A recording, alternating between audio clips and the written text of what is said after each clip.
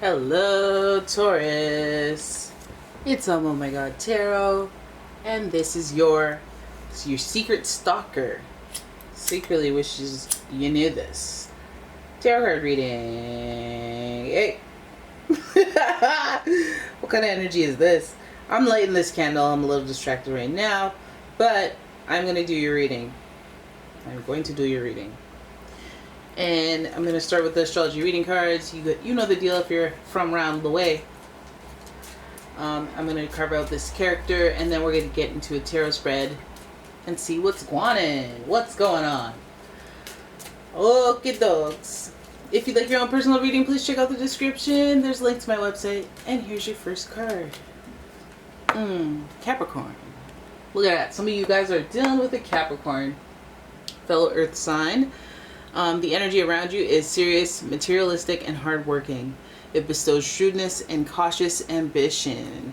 Alright, so Capricorn energy in the mix. Stay. So you're doing stalking now, eh? Well, they kind of do stalk. They observe. And then we have Libra energy, and this energy is diplomatic and gracious. It seeks harmony and balance in relationships. Air sign right there. And Libra is very, very fair. Should I say fair? Sometimes people are like, they're unfair actually, but that's how they get to the fairness. Life lessons. But Libra, very charming, and very relationship oriented. And then we have Virgo. Okay, so now all the earth signs are in the mix. The energy around you is dutiful, hesitant, and humble. With a discriminating, diligent, and painstaking air. Already feels like a slow-paced relationship type situation. Right? Because of all this earth energy. A lot of, it's hard to read. But a lot of like, I'm organized, I'm serious, I'm business, I'm reserved, you don't need to know. It's just kind of, it's like sharing the bare minimum with each other, so it's like hard to know how people feel. But the stalker is, I guess they gotta look into you because they have no visible emotions. They're very sensitive if we consider Libra and Virgo. And they like to plan things out. They like to plan executions. Not executions like that. Like to execute their goals. Oh my god. Anyways. Okay, let's have a look at what's going on here. First card you got here is the Eight of Cups. That one flipped over, so I had to start this reading. Eight of Cups. So you know that stalking energy comes from feelings of loneliness or disconnecting from the world, or the fact that you guys just aren't disconnected with you are disconnected with each other. Okay, so this is that whole pondering, have to wonder it by yourself alone. So this is like, I mean, if there are mutual friends, you're not really telling them what's going on in your head, but this person wonders about you essentially, and you're not completely connected to this person at this time. So then we have, now we know why, because we have the King of Swords. I don't like that this energy is very authoritative, so it's like very stubborn, very set in its ways, but it can be violent, it can be blunt, it can be unsoft. Wandering off into the distance in a salty fashion is not safe, especially with swords. So I'd be like, great, the stalker wishes you knew how angry they were. Does the stalker, like, why are you so upset? Or why are you so serious? Why are you so serious? Like, why do you wish a mother would? And why does that mother mean? Let's keep going. We have the Seven of Wands. Defensiveness. This person is hostile, defensive. This is why they gotta stalk you, because their energy's not right. You gotta come correct if you're gonna come at all. Like, nah. Your energy's not looking like, you don't even have the worst energy. This isn't the worst case scenario, but it's just enough to make me go, nah. You're not. You have this defensiveness. You have this holier than thou-ness energy, and you're off on your own. You probably have some themes around that, some manifestations in your life around disconnecting with more than just me. So, what's going on? Why is it so dark in here? It's so dark. Then we have the Death card, and the Death card is associated with Scorpio.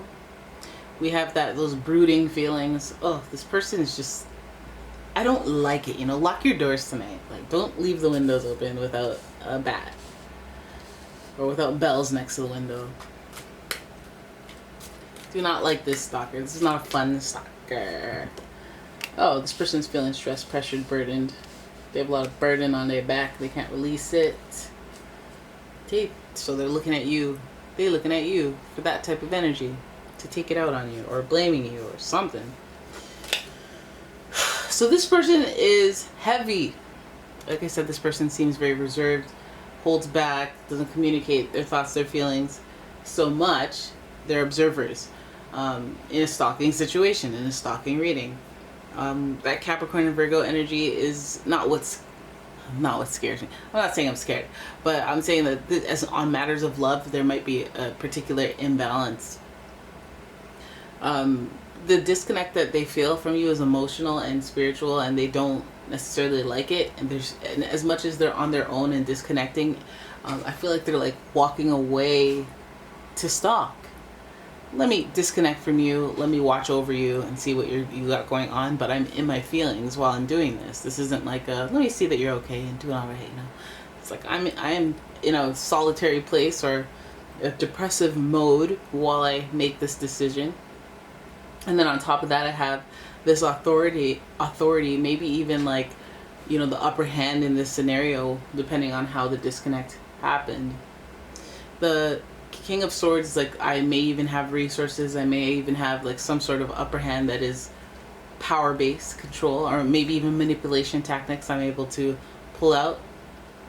So I have some sort of it's as if if the other person that they're talking about, which is you, is sensitive, or is just hoping that you can work things out, or wanting more of your time and attention, and this person's disconnecting, but they're also watching over you, and they're also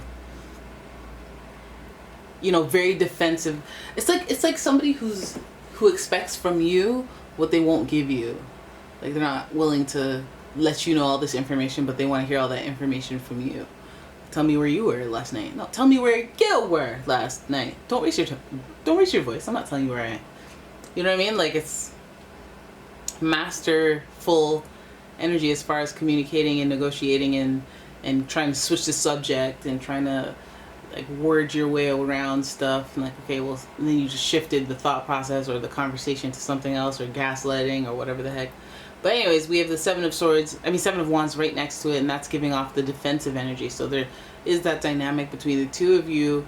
I feel like this person is like, have a peek under the hood and understand that this is too easy for me, and I will drop it at any second.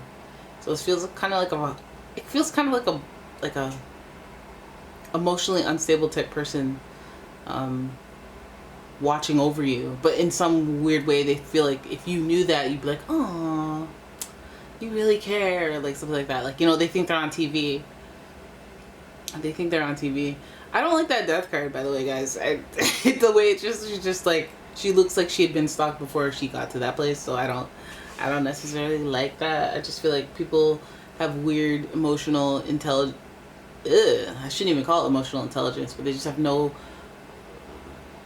grasp on social cues, and it's getting worse with the internet. They just don't understand in real life, in real time, when to like where in this conversation did you feel like it was appropriate to make a move on me, like all of a sudden out of nowhere. Now I just want to like hug and hold you, like I don't even know you. Get away from me. But yeah, no, people make up stories in their minds that are emotional love stories, or that don't make sense to other people. And you can't even really, if you're so stubborn and you're not budging and you're in control, or you need control, you need power, it's gonna feel you're going to be very defensive about it if people try to adjust it, change it, or make you aware of something, some other reality, because they're like, no, you're trying to attack my reality or what I believe. And so I feel like this death card is symbolic of like the clear sign of, yeah, this needs to come to a stop. You know, this is crazy. Hopefully that's the stopping of the stalking and the stopping of the making this love story in their head and wishing you knew about it. And when, like, no, we're disconnected for a reason probably, and it's because there's some emotional instability, there's some reactiveness that is not stable either, and there's some too much power in some area, there's too many resources in some area, or maybe you're just too sharp with your words, like you're too vulgar or you're too much with your words. This person is just coming off as like unstable in multiple ways, and it's like, you're stalking me and you wish I knew that, but like, I don't know if I wish my dear friends, the Taurus, to know about this, what seems to be is like an obsession or control power, like control dynamic, like just power dynamic, not cute. I feel like this person's adding a whole bunch of work to themselves that is like not necessary at all.